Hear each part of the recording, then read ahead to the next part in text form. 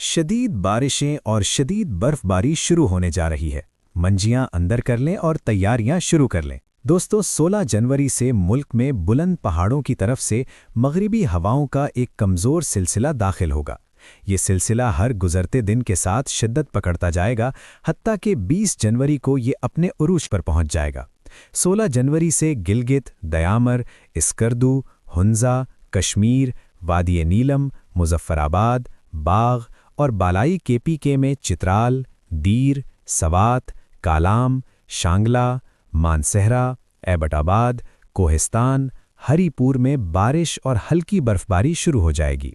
इसके बाद 18 जनवरी से मरी गुलियात में बारिश और शदीद बर्फबारी शुरू हो जाएगी। मेरे वो दोस्त जिनकी नई नई शादी हुई है, उन्हें आजकल हरगिज़ पहाड़ी इलाकों का सफ़र नहीं करना चाहिए।